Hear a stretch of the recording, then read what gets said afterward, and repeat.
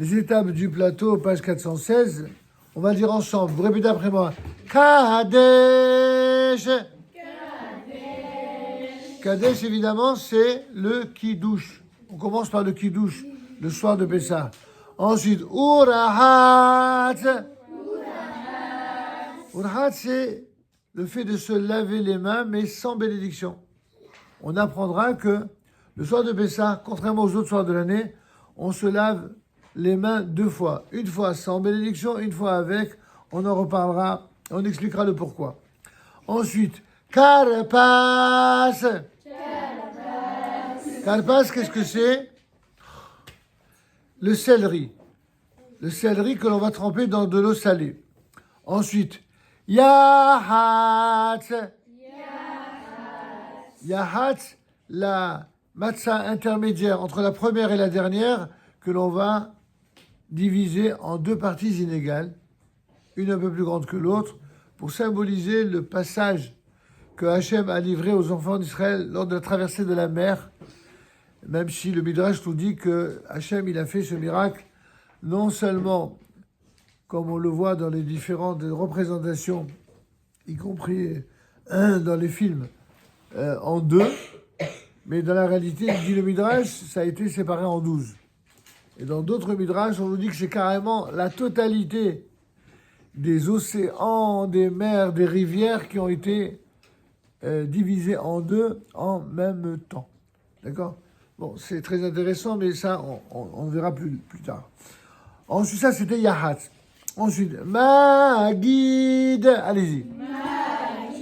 Magid, vous l'avez compris, ça vient du mot Haggadah. Là, on va réciter la fameuse Haggadah de Pessah, le récit de la sortie d'Égypte. Rohatza. Rohatza, c'est comme Urhat. C'est le fait de se laver les mains.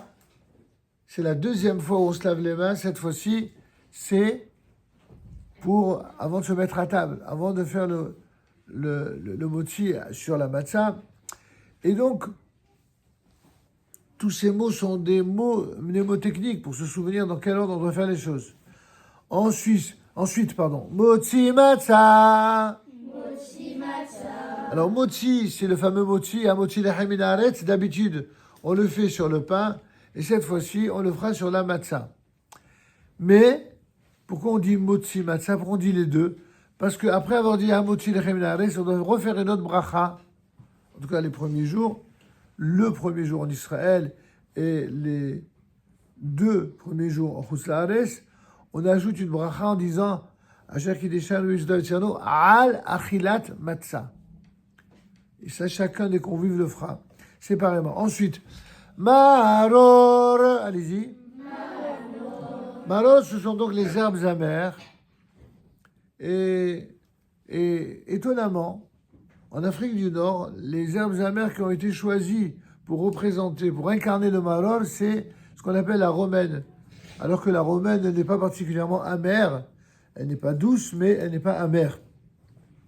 Sans doute, le nom de romaine a été ainsi choisi parce qu'il symbolise le dernier exil du peuple d'Israël, l'exil de Rome. Et c'est pour ça que c'est la romaine qui a été choisie pour en quelque sorte composer le plateau et faire le fameux la bracha sur le maror. On dira alachilat maror, d'accord? Ensuite, korer, à vous. Korer, c'est un morceau de matzah avec un morceau pardon, oui, c'est bien ça, parce que quand on a dit maror, c'était un morceau de romaine avec du charoset, l'un avec l'autre, comme le veut la tradition. Donc, korer, c'est la même chose avec en plus un peu de matzah.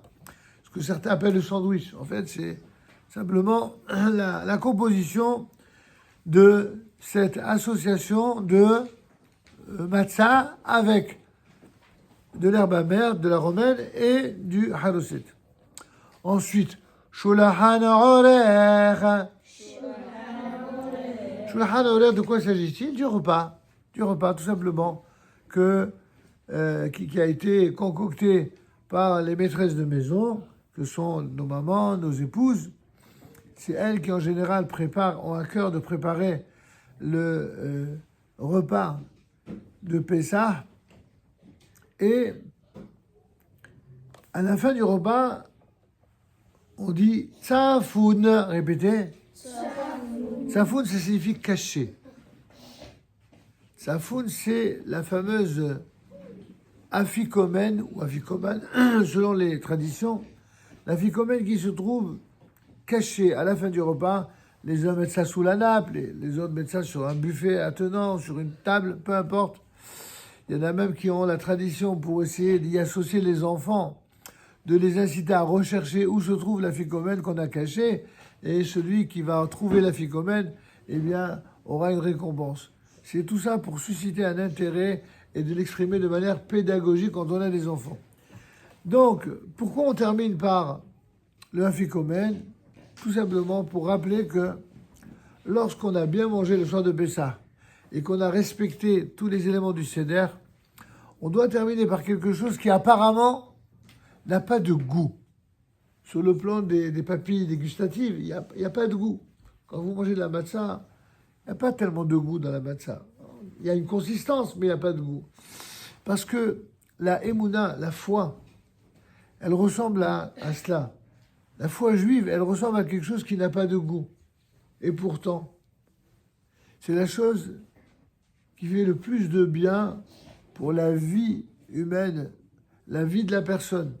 Et c'est pourquoi, si on veut bien comprendre la raison d'être même du Seder de Pessah et la valeur de la transmission, il faut terminer sur quelque chose qui ne vient pas flatter, nourrir ou radoucir le corps, mais au contraire, radoucir l'âme. Comment on radoucit l'âme? Avec la ficomène. C'est pour ça que le soir de Pessah, beaucoup ont la tradition de ne pas manger de fruits et de ne consommer que la ficomène. Ensuite, enfin, Barer. Alors, Barer, évidemment, tout ce que nous avons dit est entrecoupé des 4 vers. Hein. Cela va de soi les 4 vers que l'on consomme le soir du Seder de Pessah. On termine par le Birkat Hamazon, qui lui-même se terminera par le 3e vers. Et ensuite, Hallel. Hallel, c'est le Hallel qui provient des psaumes du roi David que nous allons adresser en termes de louange et de remerciement à Hachem pour non seulement la libération dont le peuple d'Israël a bénéficié lors de la sortie d'Égypte, mais à travers cette libération, on remercie Hachem à chaque fois qu'il nous libère d'épreuves et de malheurs qui nous ont assaillis à travers l'histoire. Et enfin, on termine par Niretza. Niretza, c'est le fait de terminer avec l'assurance que Dieu va agréer tout ce qu'on a fait ce soir-là.